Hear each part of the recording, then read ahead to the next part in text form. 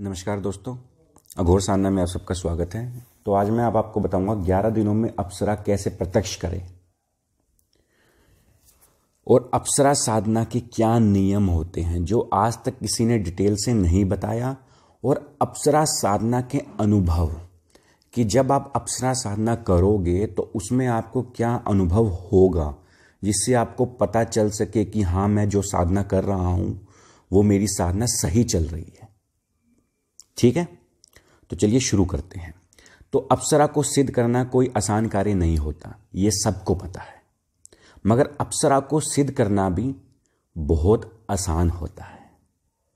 अप्सरा का अर्थ होता है कि 16 वर्ष की चीर यौवनवती और वो निरंतर आपके सामने प्रत्यक्ष हो, और निरंतर जो भी आप उसे आज्ञा देंगे वो उस आज्ञा को भी पालन करेगी, सिर्फ 5 वर्षों तक। उसके बाद में इस मंत्र को वापिस सिद्ध करना पड़ेगा। अप्सरा को बुलाने के लिए एक माला मंत्र जाप करने की जरूरत है। तो ये चीजें आपको किसी ने नहीं बताई होगी, लेकिन ये सत्य है। अब अप्सरा साधना के क्या क्या नियम हैं, जो लोग अप्सरा साधना करना चाहते हैं, जो अप्सरा साधना करते भी हैं और बीच में वो फेल हो जाते हैं, तो आप क्या गलती करते हैं, ध्यान से सुनिएगा। अप्सरा साधना के नियम: कोई भी वस्त्र डालकर अप्सरा साधना आप कर सकते हैं, जरूरी नहीं है कि आप धोती और कुर्ता ही पहने। अप्सरा साधना में आप किसी भी प्रकार के वस्त्र पहन सकते हैं, वस्त्र शुद्ध और दिव्य हो। पहने हुए वस्त्र दोबारा नहीं पहन सकते। गुलाब के पुष्प सामने रखेंगे, 11 पुष्प, जब आप अप्सरा साधना करोगे। यह रात्रिकालीन साधना है, यह सिर्फ रात्रि में ही की जाती है। कमरे में दूसरे का प्रवेश वर्जित है। यह साधना रेगुलर है। यह 11 दिन की साधना है और 11 माला मंत्र जप करना है। यह सफ्टीक माला से मंत्र का जप करना है और माला को गले में धारण किए रहेंगे। यानी सफ्टीक की माला ओरिजिनल संस्कारित होनी चाहिए और माला को गले में धारण होना चाहिए। आप जो भी चाहें भोजन कर सकते हैं, मीट और मांस नहीं खाएंगे। रात्रि का मतलब है 9 बजे से 5 बजे तक। शुक्रवार को प्रारंभ करें तो ज्यादा अच्छा रहेगा, जो भी लोग अप्सरा साधना करना चाहते हैं।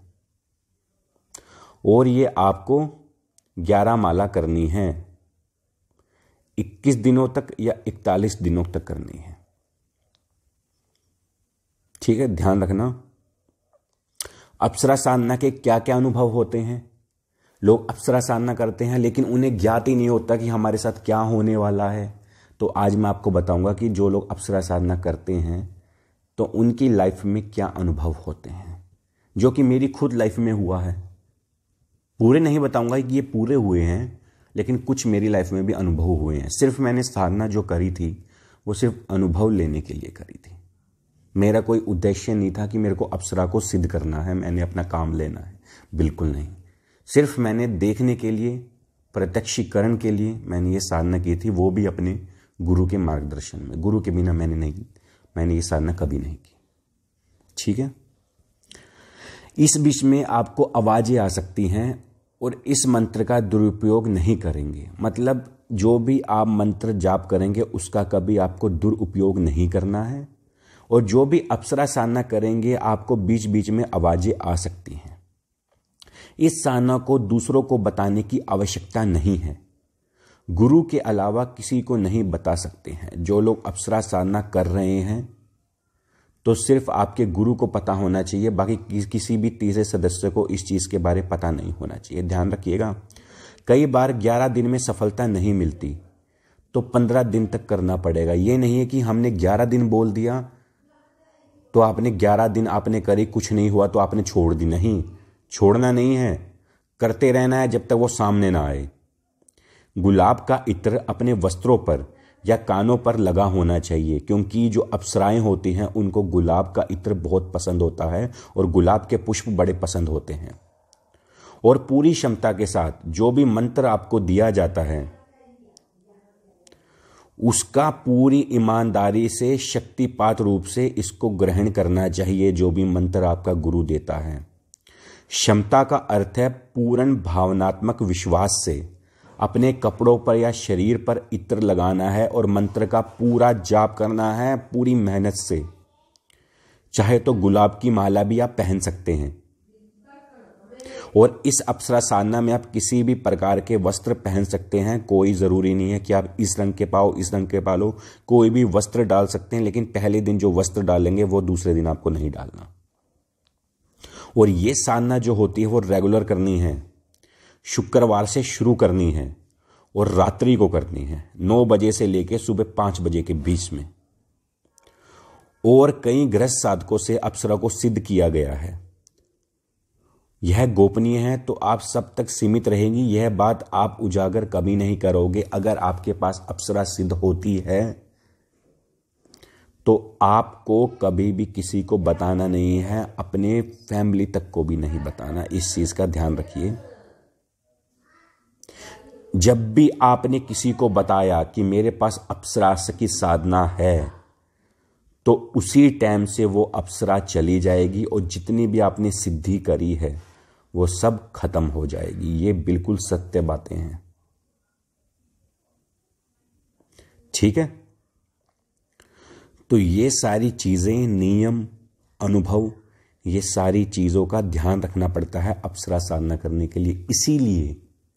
इसीलिए अप्सरा हर किसी आदमी से सिद्ध नहीं होती। या ऐसा होता है कि आप अप्सरा साधना कर रहे हो तो आपको ऐसे दृश्य नजर आएंगे कि आपका शीघ्रपात हो जाएगा और आप उस साधना को छोड़ के फिर हट जाते हो। आप सोचते हो हम अशुद्ध हो गए। इस साधना, बहुत ही कम लोगों की ये साधनाएं सफल होती हैं। इसीलिए सफल नहीं होती कि आप लोग गलती करते हो, आप लोग अपने माइंड को स्टेबल नहीं रखते। क्योंकि आप सबको पता है अप्सरा बहुत खूबसूरत चीज होती है।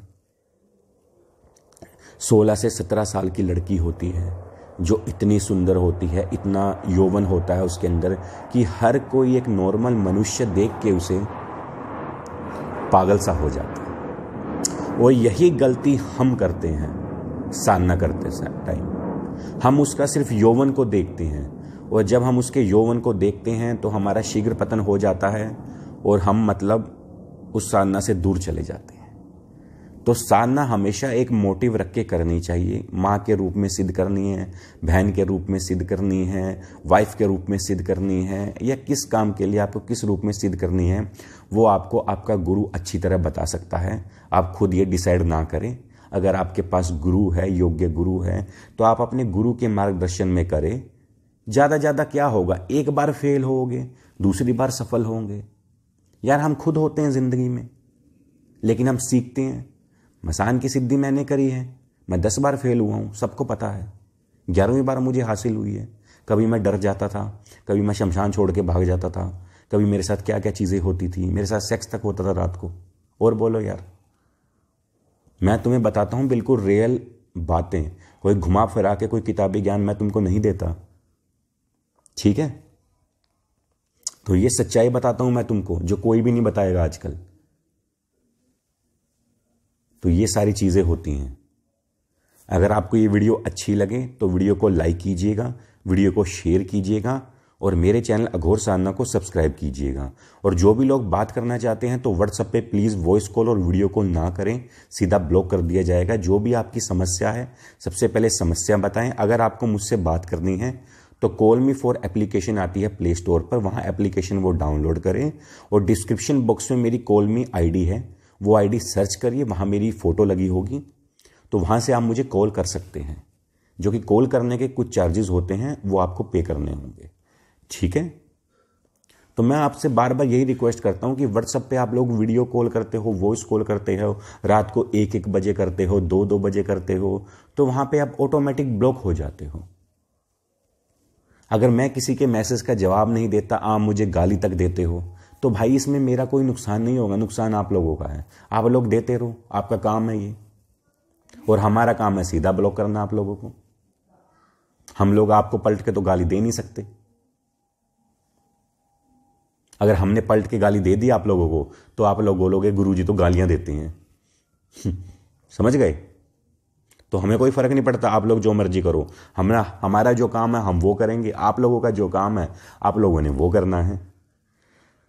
तो चलिए, धन्यवाद।